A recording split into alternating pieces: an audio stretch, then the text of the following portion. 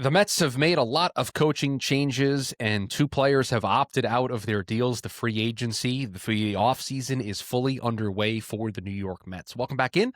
Another edition of the Bleav in Mets podcast. Chris Schubert, Jack McKessie here with you, talking all things New York Mets. Good to be back.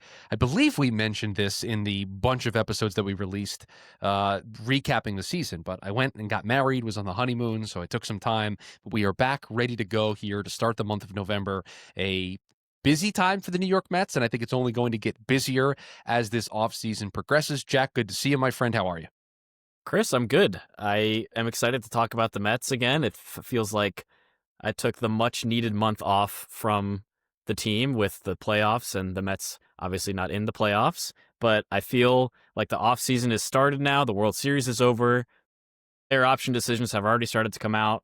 So I'm ready to get back in and get excited about the 2026 Mets. Well, before we get excited about the 2026 Mets, we can be angry about the 2025 Mets maybe just one more time, if it's all right with you, because the Atlanta Braves, once again, being a thorn in the Mets side.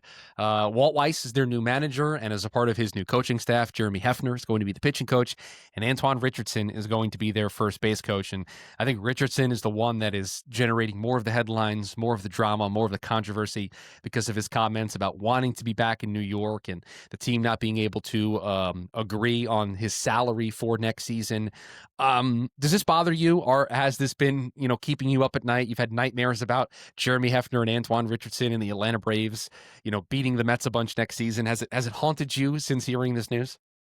I mean, it's frustrating. But I will say, Chris, when the Mets first announced that they were letting Jeremy Hefner walk and that they were hoping to keep Antoine Richardson, and then that didn't happen, but mostly Jeremy Hefner, I messaged you on Twitter the day that it happened, the very day that the Mets let Hefner walk, and I said he is so going to end up with either the Nationals or the Braves and their new managers. And I said Kevin Long-esque, referring to the Mets' old hitting coach that ended up with the Nationals and their new coaching staff. And here we are, Jeremy Hefner is the new pitching coach for the Atlanta Braves. But I will say, they already have a lot of talent in the building, and I think Jeremy Hefner is just going to elevate that, and that's frustrating for the Mets. But what was going on in 2025 clearly wasn't working with the philosophy that the team wanted, and it didn't result in wins like the team had. We'll always have the Sean Manaea big year, Luis Severino big year in 2024, Clay Holmes getting transitioned from a closer to a starting pitcher being a success story. I wish the best to Jeremy Hefner, but I hope he loses a lot with the Braves. Yeah, I think they're two distinct coaching moves that need to be viewed independent of one another, despite them both being former Mets coaches and despite them both going to the same place, because the Mets made a decision to let go of Jeremy Hefner, to not renew his contract, to not give him an extension. They made that choice. With Richardson, it did feel like there was a want on both sides to be back in Flushing, to be back in Queens, to be back on the Mets. They just couldn't agree on the numbers. And so I think it's fair and reasonable to be upset that the Mets couldn't come to an agreement with Richardson. But I also don't know what those conversations were like. And it would not surprise me, after all we heard all season long about how much Antoine Richardson had a hand in the base stealing, the run game. And let's face it, that's the one part of the Mets team in 2025 that was good all season long. It never had a blip. It never got off course. It was always a constant for this team. And you couldn't go a Mets game, an SNY broadcast, without Gary, Keith, or Ron, or Steve bringing up Antoine Richardson, bringing up the stolen base and the base running and the improvement that the team has undergone. And not to say that there's anything wrong with this, but after that's been the context all year long, for Antoine Richardson to go, I'm clearly a very important part of what we're doing here. You need to pay me as such. And the Mets going, I'm not sure we're comfortable doing that. it kind of felt like we were on a collision course for this anyway, and that they could just never come to terms with the value. Because if you're going to pay a first base coach a certain amount of money, what does that do for how much you have to pay your bench coach, your hitting coach, your pitching coach? And we're going to talk about some of the names that the Mets have already hired for those roles, and one name that is supposed to be hired here pretty soon. But it did feel like this was inevitable once we got to the end of the year and they couldn't come to terms on a new deal. You could kind of see the writing on the wall. And yeah, it's frustrating and it's annoying that it's the Braves, but I think you have to trust in David Stearns and in Carlos Mendoza to identify the candidates that they want. And really, truthfully, this is Carlos Mendoza's first chance to put his fingerprints on his coaching staff. And I'm kind of encouraged and excited by some of the early returns on the guys that they've brought in. But I'm also encouraged and excited to let Carlos Mendoza have this opportunity. If the Mets are going to stick by him after the bad year that the team had last year, he's got to have his guys in here. So he should be afforded that opportunity. And so I don't necessarily have a problem with this. Yeah, it's frustrating. Yeah, it's annoying, but I'm not going to lose sleep over it. Yeah, and I think there is something to be said about the Mets' plan going forward, in that I can use this as a transition if we're ready. Kai Correa being hired as the Mets bench coach for 2026 and beyond, he's a guy that has base running as part of his coaching repertoire, and like obviously the Mets are still valuing that side of things, even if Richardson isn't still in the building. Yeah, Kai Correa is the new bench coach. He comes over from Cleveland, where he had the following titles, which I think will make all of us happy. He was the director of defense, base running, and game strategy. I mean, just feels like three areas where the Mets need to be good in. They were in base running last year. They need to get better defensively. They need to get better in game strategy. And let's just call this what it is. The bench coach is a manager's right-hand man, right? It is his number two in command. It is the person that you probably trust the most. It's the person that if you get tossed, you get suspended, you have to miss a game, that's normally the person who steps in and fills in with your duties as being manager. And so for Carlos Mendoza to identify Kai Correa, a younger, up-and-coming coach in this sport, who does actually have some managerial experience. He was the interim manager in San Francisco after Gabe Kapler got fired. Yeah. Listen, it all counts. They all count on the resume. Sure. Yeah. And when he got to Cleveland, they have finished in the top 10 in defensive runs saved every year that he has been there. And so that box he checks, and David Stearns made sure to make it incredibly clear. Run prevention, defense needs to be better. It's going to be a point of emphasis for us. And this coaching hire is a first step in that direction. But to me, what's so encouraging is this is a young, up-and-coming coach that the Mets have identified, that Carlos Mendoza has identified as somebody that they want in their system, lending an ear to their players. Excited to see what involvement he has in the game strategy, the bullpen management, how they come to terms with who gets what lane and what role late in games. But everything I read about what he did in Cleveland, I mean, I was reading Cleveland think pieces that were upset that he was gone, that they were losing him, that he was an extremely valued member of Stephen Vogt's staff there. So feels like the Mets got a good one in Kai Correa. Yeah, absolutely. I think if you've watched the end of the 2025 season and how the Guardians were able to overcome that deficit in the AL Central, and you would have seen that it wasn't because of their hitting. A lot of it was because of the defense, because of the run prevention, and some of that has to do with the pitching. But defense, the Guardians were great. The base running was great. They weren't a high run scoring team, but like if those are the two things that you're bringing in when you get a guy like Kai Correa as your bench coach, that is really promising. And like you said, Chris, the defense is something that the Mets want to improve going forward, because it was something that felt like took a step back in 2025. So any kind of additional help, I'm starting to get the sense from not just Kai Correa, but some of these other guys, the philosophies are starting to look like a very well-rounded staff, with Kai Correa being a defense and base running guy, and then game strategy as well. And then we have the hitting coaches that we can talk about now, and the pitching coach hire that all seem to have a very similar philosophy for getting wins on the board. Yeah, the run prevention side of things with Kai Correa and with Justin Willard, who appears to be the next pitching coach for the Mets. That actually isn't official. We'll talk about him in a little bit. But then on the run creation side, it was first Jeff Albert, who was brought in to be the director of Major League Hitting. I forget if that's exactly what the title was, but then they brought in an actual hitting coach underneath Jeff Albert, and it is, take this, Atlanta, we got one over on you, Troy Snitker, the son of former Braves manager Brian Snitker, who was in Houston as their hitting coach and working there in Houston. And in doing my research on Troy Snitker, the one thing I kept seeing in every story that I read is Troy had been there for a pretty decent stretch of time, and everybody kept raving about the development of the young hitters while Troy Snitker was there in Houston. And I have this number for you. Players who are 25 or younger with the Astros have hit 268, 337 with a 476 slash line, a 347 WOBA, and a 124 WRC plus. That led all 30 MLB teams in the triple slash stats and in WOBA and in WRC plus. And I think, Jack, about a team that's going to probably have Carson Benj in a major role this year, that's probably going to have Jet Williams in a major role this year, that has younger players, maybe not exactly 25 and younger, but they have younger players like Brett Beatty, like Mark Vientos, that are Francisco Alvarez. You want to throw him in that bucket as well.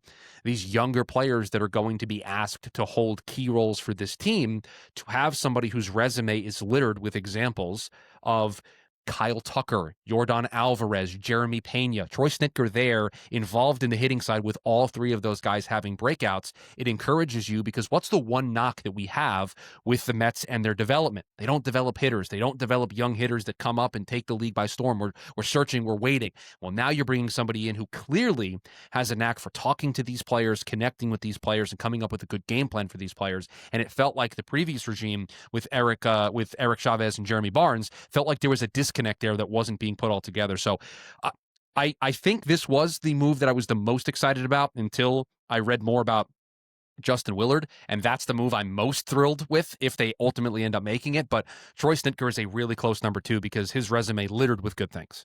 Yeah, I was looking into Troy Snitker as well. And the things that really pop for me, I just kind of click through on Baseball Reference, and the Astros, while Troy Snitker was their hitting coach, were in top 5 of runs scored and OPS plus, and in the bottom, I think 3 or 4 every single year in strikeouts. And so, I mean, you want to get a guy that's helping the team create runs and put runs on the board the way that the offense struggled to for a large part of 2025. Like, Snitker's the guy. And then on top of that, I really think him and the hire of, oh my gosh, I'm blanking, Jeff Albert from the minor leagues is a sign of the philosophy that the Mets want to have with their hitters moving forward. They want to focus on not just the veterans and getting them to hit better and maybe break out of slumps easier, but also the development of these young guys who are coming up. Like you mentioned, the Carson Benches, the Jet Williams, Ryan Clifford might have a spot depending on what Pete Alonso ends up doing in free agency. So I really am encouraged by the process so far. And when I think about a guy like Jeff Albert specifically, I just thought about how many times did we see a young guy on the Mets major league roster go back down to the minor leagues and theoretically be working with Jeff Albert and his strategy, his game plan, his whatever to improve batting and come back up to the major league level and look better. I think of Brett Beatty earlier this year. I think of Mark Vientos last year. I think of Francisco Alvarez at points of this year and how they were able to come back down to the minor league level and maybe have lower stakes, but also work with different hitting coaches outside of Chavez and Barnes and then come back up and be really nice contributors. So I think having Barnes and Snitker as these kind of dual hitting roles, doing hitting coaching roles at the major league level is a sign of a team willing to get into the development of these young guys and have them really hit the ground running when they hit the major league roster. And I don't know exactly how this is going to be implemented. We'll learn more of that once we get to spring training in March. But at least in my head, I envisioned it as they're going to go with one voice in the dugout. Having Barnes and Chavez in the dugout last year just felt like too much. It felt like it was always a weird and awkward fit because you have two guys that you go to and they may be preaching different things or using different terms, and it can kind of get a little funky. So it feels like to me the way this is going to work is Jeff Albert, instead of overseeing, minor league player development on the hitting side, he's going to pour over all of the data, all of the analytics, all of the stuff regarding the big league team, and he's going to filter that down to Troy Snitker, who's then going to take it and figure out how to deploy it best for all these players. That's what it feels like to me they're going to do and kind of stream like this. Albert's going to pour over the data, put a team together, kind of figure out what changes need to be made, and then he's going to hand it over to Snitker and say, okay, you take this stuff and work with the players, which is exactly what Jeremy Hefner and Desi Drusel were doing on the pitching side. They were taking all the numbers, taking all the information that they were getting from the pitching side of things, the pitching lab, and then they were figuring out, okay, how do we present this to the players? And it felt like they never had that set up on the hitting side, or if they did, it was very awkward in the way that it was set up. So I'm hoping that that's kind of the the setup that the Mets go with, because let's face it, the one thing that doomed them was their offense going missing at times, especially there right after the All-Star break. They just couldn't hit. They couldn't score. Too many guys had slow starts or rough patches in the middle of the season, and they relied too much on really three guys at the top of the lineup. They didn't get enough depth from their 1 through 9 each and every day. The last coaching news that we want to talk about. It's not actually news yet because he hasn't officially signed, but he has appeared.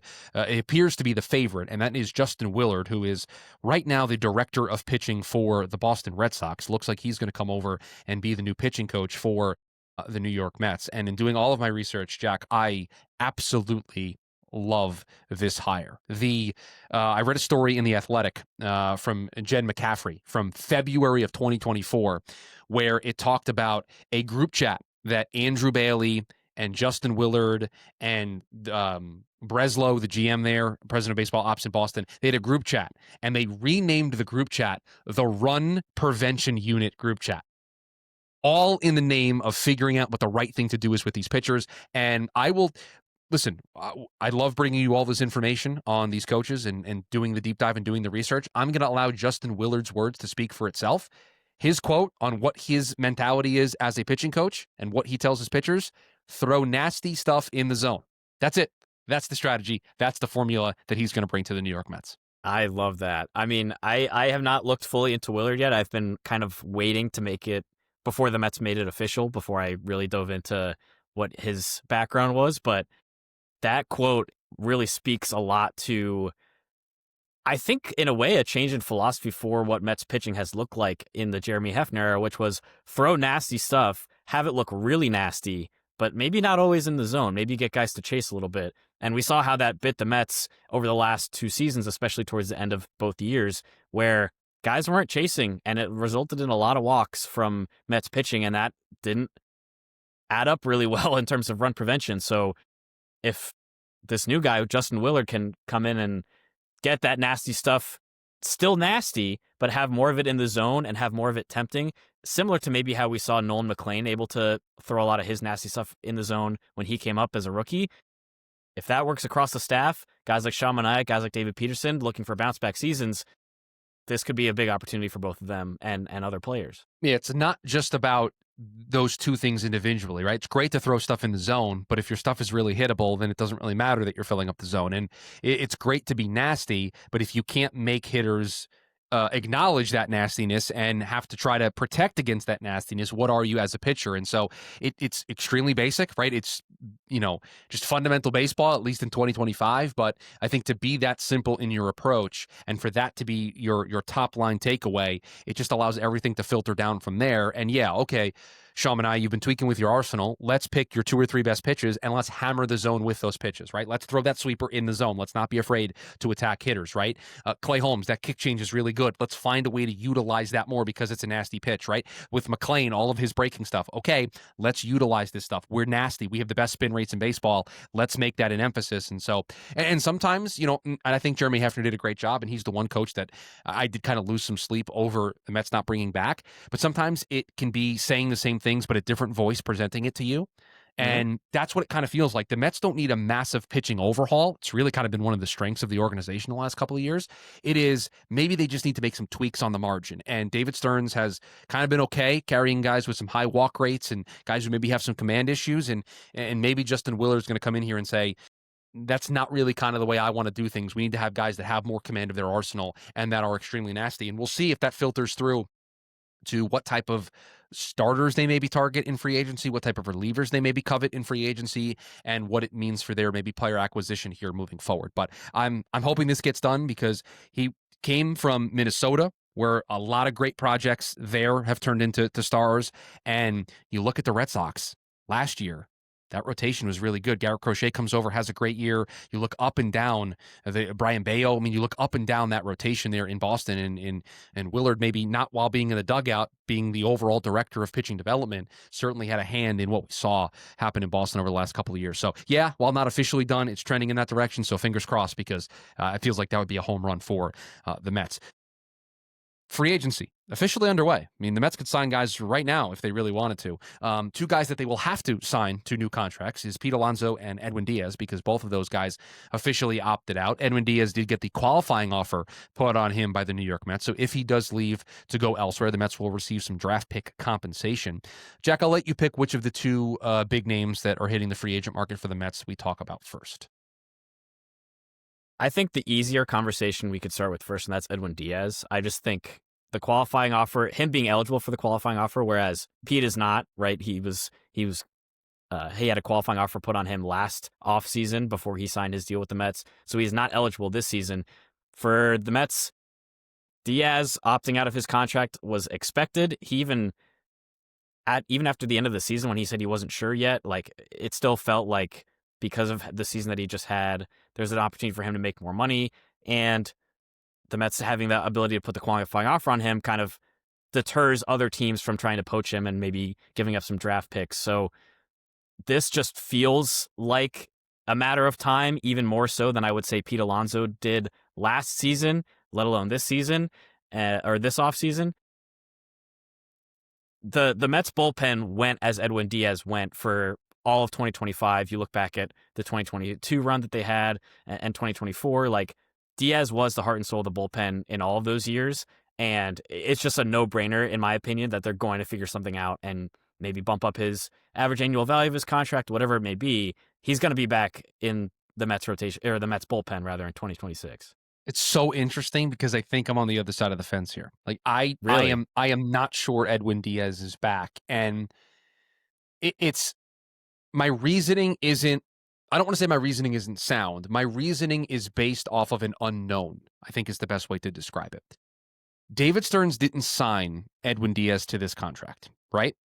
If he did, then I think everything that you just said would apply, right? No reason not to run it back. He's shown that he can handle New York. He's been through ups and downs and has come back every time. He was elite last year, was one of the best closers in all of baseball. To your point, as he went, the rest of the bullpen went, and you need somebody that can handle the ninth inning in New York, and Edwin Diaz has checked that box. I think there's no questions asked if David Stearns signed him to the original deal.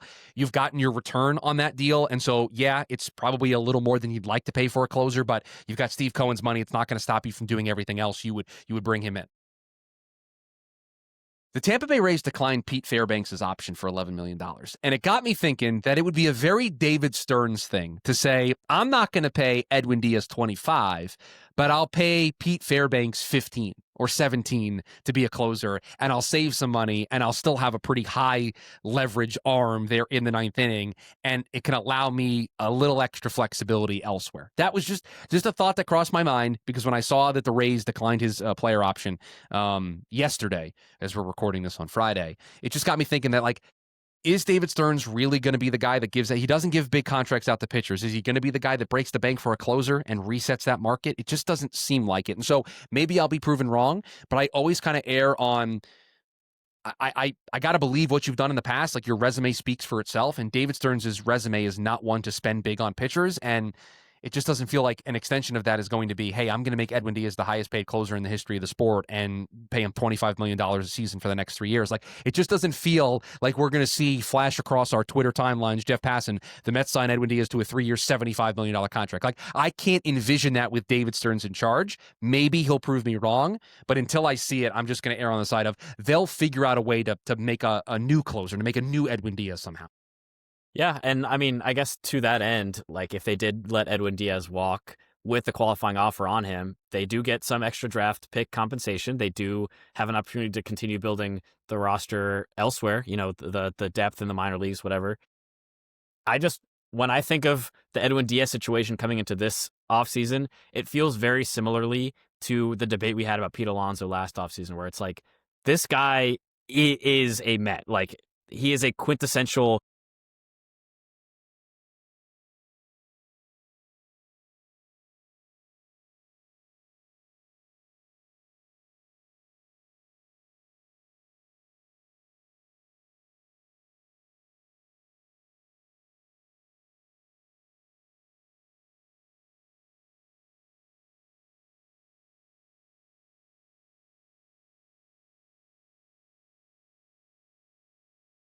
a 2 or 3 year deal with that high AAV early with another chance to opt out, because that would kind of benefit both sides, where Diaz has another option to enter free agency, but also the Mets have him on the team.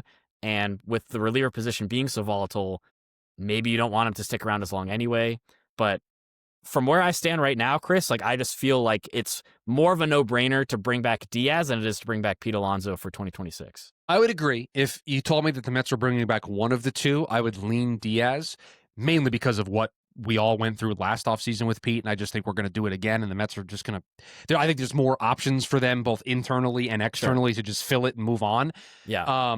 Whereas with Diaz, I don't know if there are as many options. They would have to get somewhat creative, but I don't know. Like right now, my gut tells me both aren't on the Mets next year, and so we'll use that as the segue to talk about Pete Alonso, because I just said it. I think buckle up, everybody. Get a nice drink, get some snacks. We're going to be in this for the long haul. We're going to have to go into some hibernation this winter, because I think if he comes back to the Mets, it's going to play out pretty similarly to last year, where it's going to be last minute. The calendar's going to flip to 2026. He's going to have exhausted all of his options elsewhere. I just don't think Pete's back next year. I don't know. We had this. I'm so torn, because we had a very similar conversation last offseason where we were like, there are guys out there that the Mets could sign to replace Pete in this lineup, right? Christian Walker was the guy I mentioned before, former Diamondback, obviously ended up with the Houston Astros. And then we talked about Alex Bregman being an option for the Mets, playing third base and being that guy who's not necessarily a huge slugger, but better defender and fills a similar spot in a lineup hole. I don't know about if Alonso comes back. I think there are very intriguing options in free agency. I think there are some intriguing options in the Mets organization. I mentioned Ryan Clifford earlier being a potential guy that could fill in at first base eventually. Mark Vientos has some experience playing first base. I don't think he's a long-term option, but he could fill in for a year before Clifford's ready or so.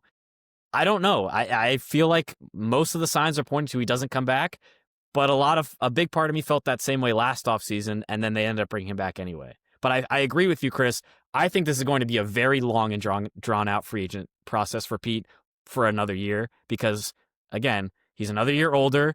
First base, big sluggers generally do not age well in terms of their hitting metrics. Look at Jose Abreu with the Houston Astros and how that turned out. But he was really valuable this season, especially early on and late, where he played like close to MVP level, but there were like 90 games where he was playing like one of the worst hitters on the Mets. So it's weird to project what the future holds for Pete and the Mets at first base. I love Pete. I was so happy that he was back and was able to break the record and be the franchise all-time home run king. I thought that was a great moment, right? And this isn't to say anything bad about Pete, but if he wants the big long-term contract, I just don't think it comes in New York. And I have my favorite resource this time of year. I have the Fangraphs free agent list up, and I'm looking at the other first basemen, and I see Cody Bellinger, I see Josh Naylor. I see, if you want to go defense first, Ryan O'Hearn, Ty France. If you want to take a bit of a projection, Murakami, Okamoto, who are going to come over from Japan. And it feels like the Mets are certainly going to want to make a splash in that regard this offseason after trying to do it the last couple of years. I just don't. I think last year was a gift in many ways for him to come back, and I just don't know if we run it back and we get a rerun and he's back on this team next year, especially when, like, I don't know. Answer this honestly, like your gut reaction when I tell you. I'm looking at the crowdsourced contracts according to Fangraphs. Would you rather Josh Naylor on a 4-year, $80 million contract or Pete Alonso on a 4-year, $107 million contract? I mean, that's a funny name to pick, because Josh Naylor is the guy that I've had my eye on for this past month as a replacement for Pete. I think, like, he's 28, right? It's a $7 million difference, give or take, in the AAV, but Josh Naylor's 29, Pete Alonso's 31. Right. And I would much rather have Josh Naylor from age 29 to age 33 than Pete Alonso from age 31 to 35. That's right. That's kind of the question. Or do you go with like Ryan O'Hearn, who's got a 2-year, $24 million contract projection? That could be the solution to fill in before Ryan Clifford is ready, and you bring him up. So, and Ryan O'Hearn a left-handed bat who can play 2 corner outfield spots, can play first base, but plays first base really good defensively. And we just spent the whole beginning part of the show telling you what the Mets are going to prioritize this Yeah. offseason, which is run prevention and defense. Yeah. So it's specifically on the right side of the infield or right side of the field.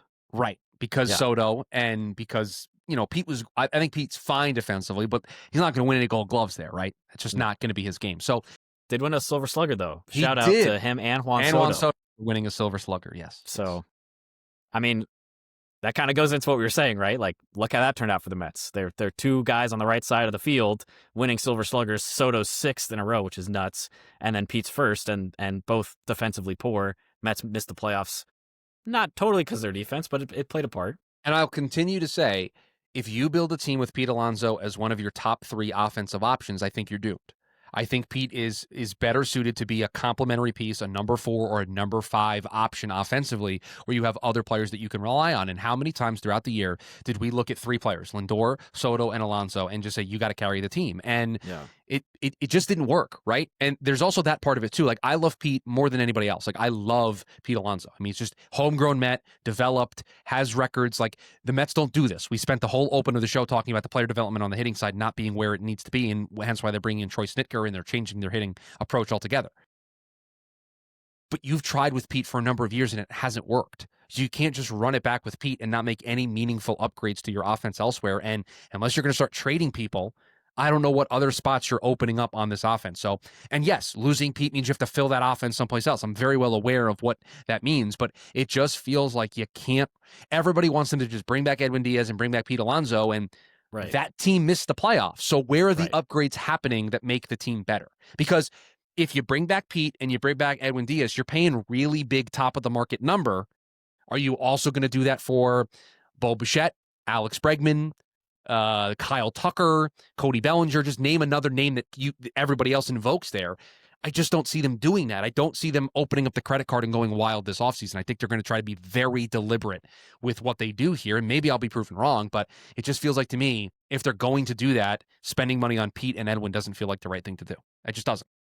I am fully with you on that. I think the biggest issue I had with the way the Mets constructed their 2025 roster was they went a little too hard into let's get the band back together and bring back guys like Jesse Winker, like Pete, and it did not work out for them. Yeah, it's a great point. They ran back the band outside of Jose Iglesias like across the board, and it didn't work. Right? It didn't help that Mark Vientos had a horrible year, and there was a lot of questions about who was going to play second and whether Brett Beatty was the third baseman. Like Brandon Nimmo having slumps.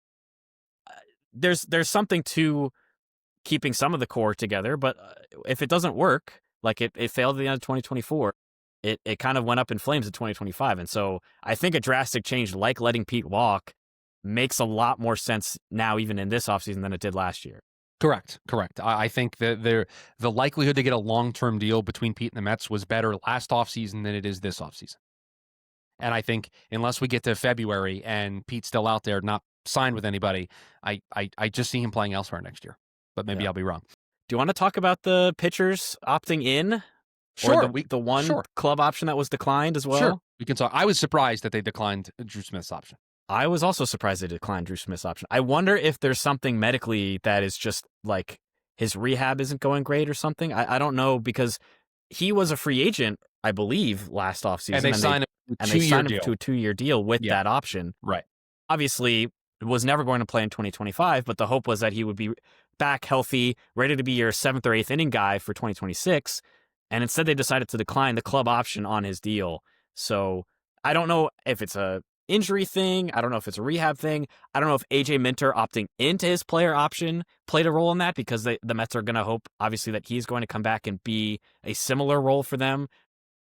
I don't know what your thoughts are. Well, they have Minter and they have Raley both under contract as their lefty late inning guys, and Raley was absolute nails when he came back from his injury in the second half. An unsung hero of the Mets bullpen, saving face after Edwin Diaz was Brooks Raley just being awesome. And I think they expect Minter to return to form. And I was not surprised that Minter opted into his deal, because I don't think he was going to beat that coming off of injury in free agency. And unfortunately, when you sign somebody to a 2-year, $34 million deal and he gets hurt, Frankie Montas is going to accept his $17 million and not play for you. Like that's just it is what it is. You just have to accept that that's the case, but also take some solace in you have an owner that's okay with that and it's not going to let that stop them from improving the team. Where if you were in another market, that $17 million, like if this is Colorado, that derails the entire offseason. Like you can't do anything now because of that. The Mets, it's just going to be a funny little thing that we look at every time we look at the payroll for 2026 and we just kind of move on. It's kind of going to be like a Jed Lowry situation where it's like, oh yeah, Frankie Montas is still technically on the roster. He's just on the IL for the whole season. I will say this, for those of you who keep track of this at home, the Mets' final payroll in 2025 was $340 million. Their current payroll estimated for 2026 right now is $235 million. So if they just spent to last year's numbers, they have $105 million in 1 year salary that they can add to the books this year. It's a lot of money. To not spend a single penny more than they did last year. It's a lot of money to work with, especially given how much is going to Juan Soto already. That's still, a pretty nice cushion. Yeah, $61.8 million going to Juan Soto this year. But yeah, so we'll see. The Mets still need to hire a pitching coach, although all signs point to Justin Willard being the guy. I Bleav they hired a third base coach, still waiting to see who's going to coach over first base. They did, so yep. Still have some coaching things to sort out here, but you're starting to see contracts get sorted out. You're starting to see players, qualifying offers were given out. Murakami was posted today as you're listening to this. Now there's a 45-day window for him to sign with a prospective team. I'm doing a little bit of a deep dive into him now to determine whether or not I want him as a potential Met. I'm leaning no right now in my initial peruse of the numbers, but I'll let the research speak for itself once I do it. But yeah, we're back. Good to see everybody. Good to see you, Jack. Good to be back in the fold recording Mets content. So we'll have more for you next week. We'll get back to 2 episodes a week, I think, next week. But we're back here on a Friday. Just wanted to recap all the latest happenings here. And we'll start. I think our dream off season will come up here pretty soon. We'll do that episode like we did last year as well. So if you are new here, please rate, review, subscribe to the show. Share the show with a friend. It's the best thing you can do to help us out here. You want to watch the show over on the YouTube side of things. Jack McKessie YouTube channel, McKessy is where you can watch the program. We're back next week to talk whatever is going on in Mets land. And as always, let's go Mets. Let's go Mets.